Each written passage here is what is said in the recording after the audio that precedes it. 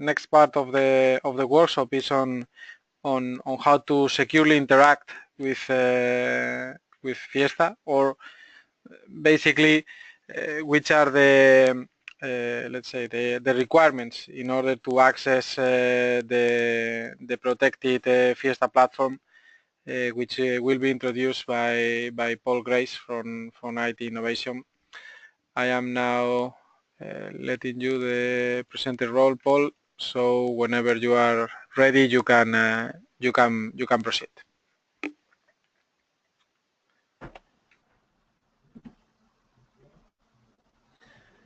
Okay, thanks, Luis. Right. So basically, what I'm going to describe is how, as a testbed, you can get an account to access the services and APIs of the FIESTA IoT facility to do the things that Nikos has just talked about. I'll explain the registration process and how you will need to upgrade that account that you've registered to give you the testbed privileges. And then towards the end of the talk, I'll describe how you can access the APIs securely. So basically looking at programmatic methods to do that, curl, Java code, etc., and focusing on the use of single sign-on session tokens and also any SSL configuration that needs to be set up. Okay, so first, a high-level picture of the security framework from a testbed point of view. So as Nikos said, you interact with Fiesta to register resources, register the testbed, or push observations. To do that, you must use the Fiesta IoT security mechanisms, and that's what I'm going to talk about, how to actually do that. The other side is that Fiesta calls your services, so the TPS. So it may call a GET observation on that API. That's actually your choice of security. We don't enforce a security model on that interaction. So it's a choice, and later on you'll see how to register that security choice, which can be various different approaches. One that we recommend would be API keys to actually do that.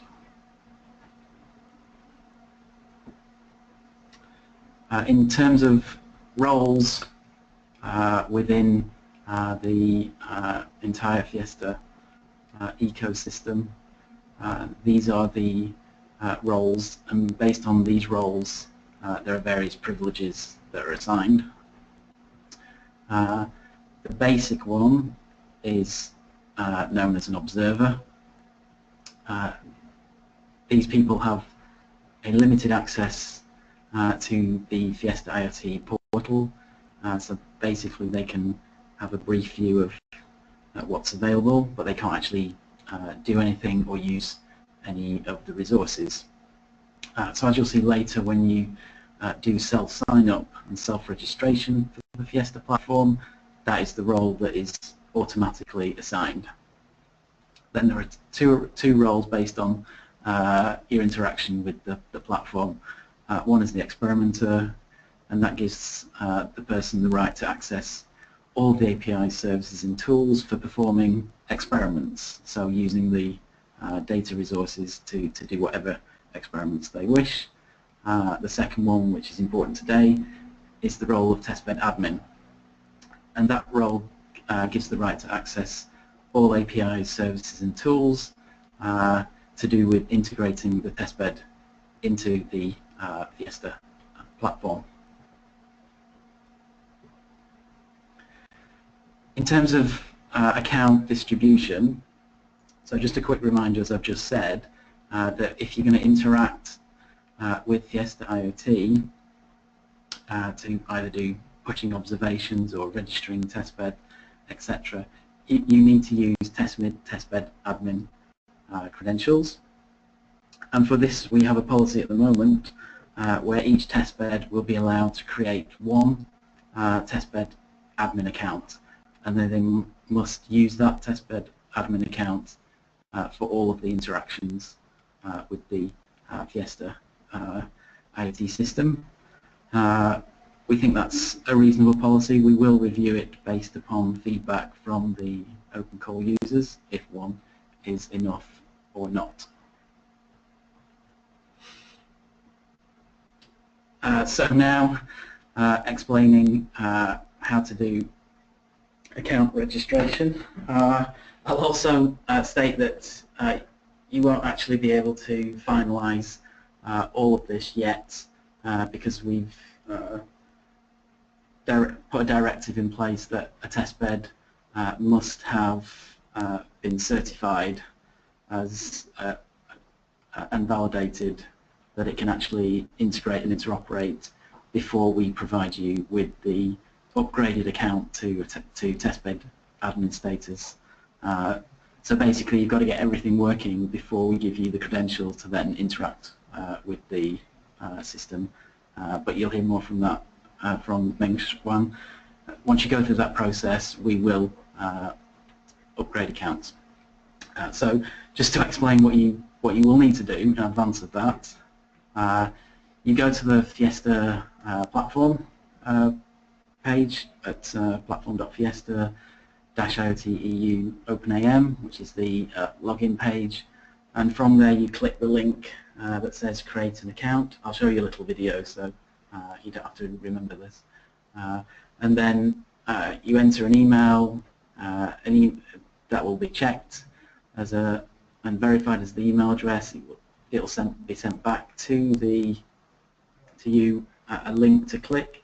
When you click on that link, you'll go back to FIESTA and you can enter the registration details, the username, the password, etc.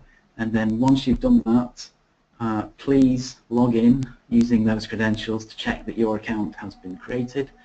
If you can't log in, then repeat the registration process. But it should work, it will work. Just to visualize that, I'll zoom in a bit. So this is the page you see when you go to the FIESTA platform. If you, as I said, you click on the create account. At the bottom, you enter your email address. An email will then be sent to you. It should arrive within a minute. If you then click on the link that's in the email, you get taken to that page. You enter whatever username you want. If it's already taken, you'll get an error message. If not, you can carry on registering. Enter a password. And then you need to enter an answer to a security question.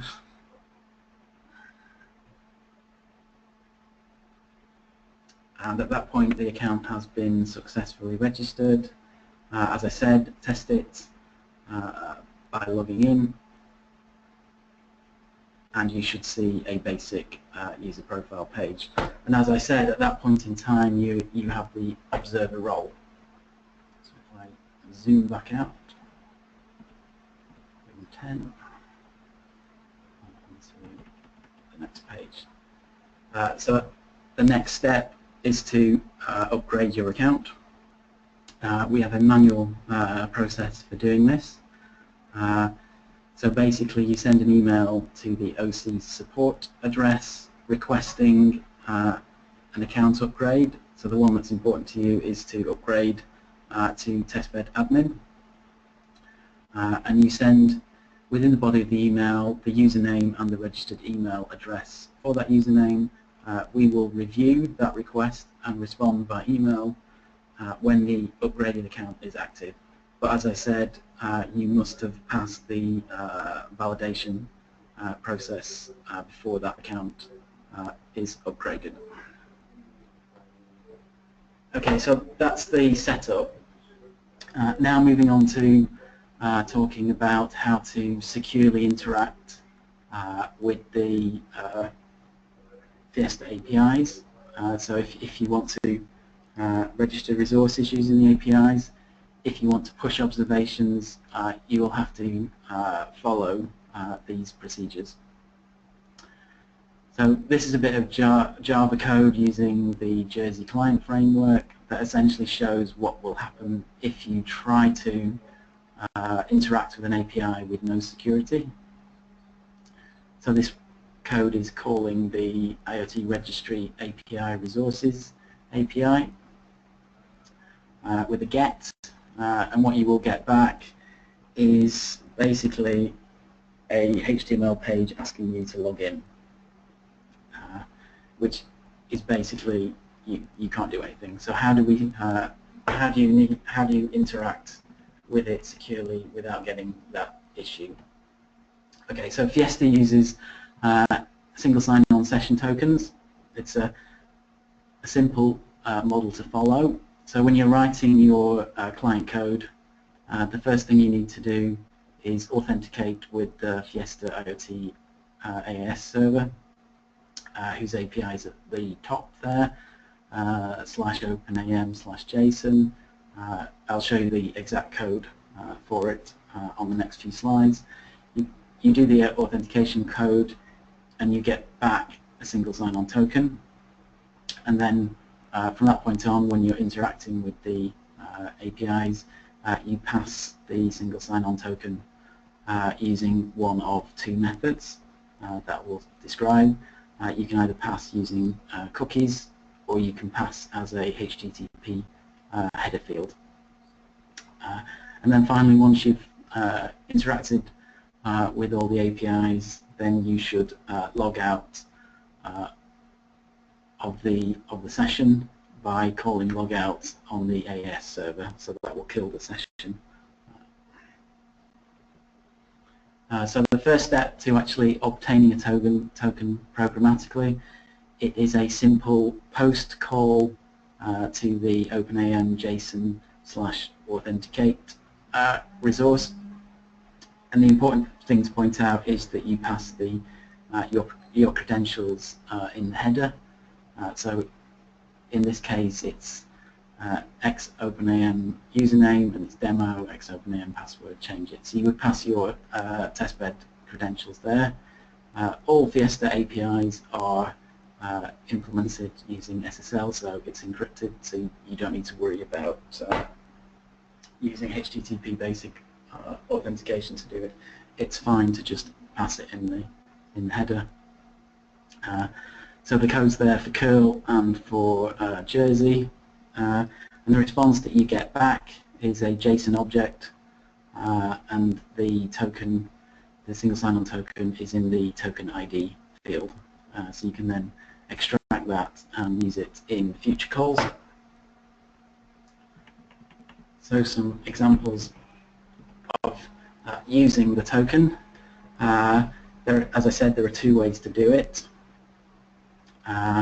You can either use a cookie to pass the token. We recommend that if you're writing your client as a web application that runs in the browser, you should pass the SSO token using cookies. If you're just writing standard client code, e.g. a standard Java application, then we recommend passing the SSO token using HTTP header field. Very easy. If you want to use the SSO token, as I just said, you simply add it as a header in the HTTP field. It goes in a field named iPlanet Directory Pro.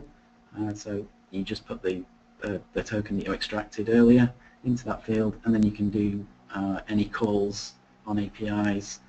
So that's the get on the IoT API resources.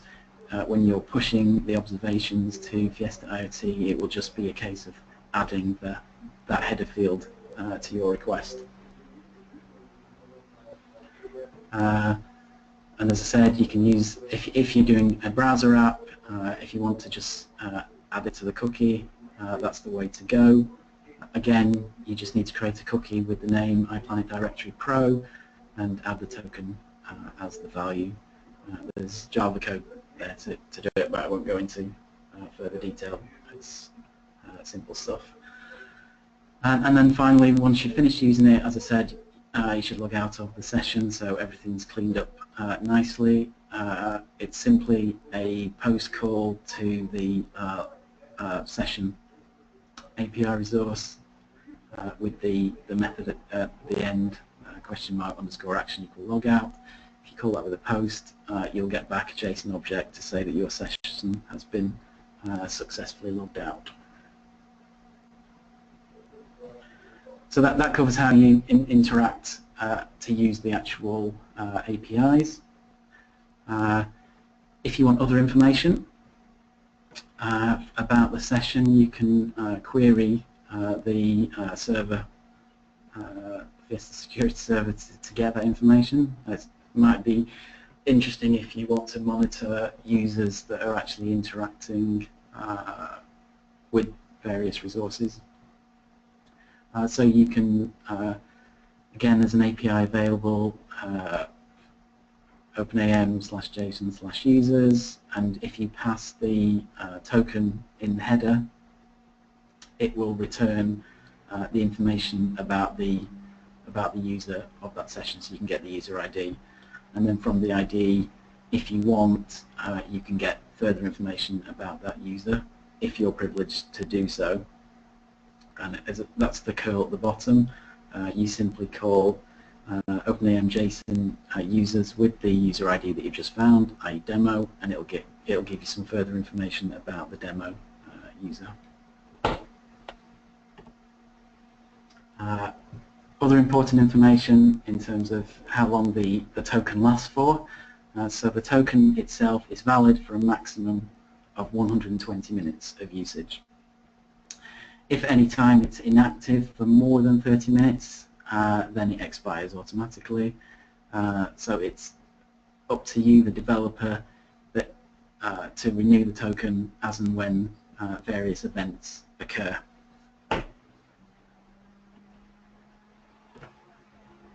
And my final slide is that all of these calls and all of the APIs are implemented using HTTPS, and the certificate system is Let's Encrypt.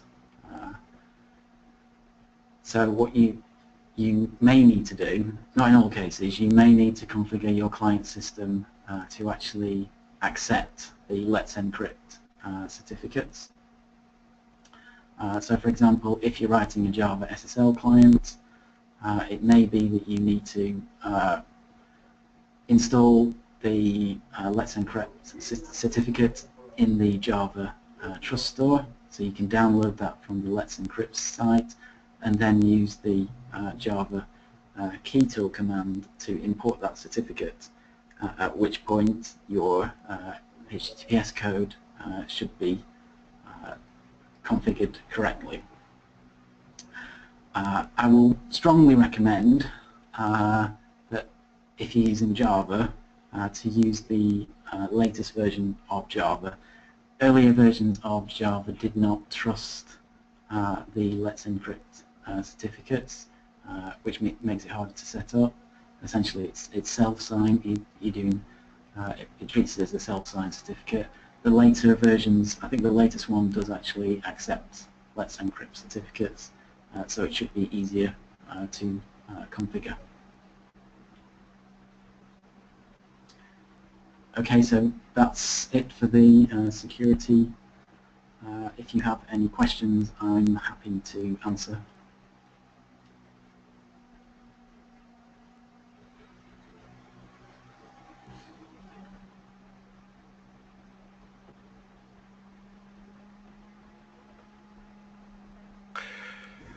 Okay, so thank you very much, Paul. I hope you find this useful. I think that, I mean, key thing here from let's say from the security and authorization point of view is basically that of course for accessing the UIs on the portal, you will have to get your credentials. But then for, let's say, for the APIs interaction, as Paul has mentioned, it depends on let's say on the style you implement your TPS. That maybe you don't, let's say, from your TPS or from TPS point of view, you might not need to worry too much about it, because if you, let's say, if you choose to use the TPS on let's say on the pull mode, so Fiesta requesting from your testbed, then it's your testbed security, your choice, the way you implement it. And it's only if you are actually using the other way, not the pull but the push way, that your TPS will have to deal with this. And last but not least, the fact that let's say in order to, let's say, to have a control and to actually have your account upgraded to this testbed admin, then you first have to go through this validation and certification process that indeed will be presented later today, and then you will find out, let's say, which are the steps that you will have to pass in order to be promoted to Fiesta testbed admin. And that's it. For the moment, you will, I mean, you can register, you can sign up, you will get this observer kind of account. The observer account already allows you to access at least the utilities tools from Fiesta that will help you in the process of being certified. But let's say for the full-blown testbed services and testbed APIs, you have this first step. Okay, so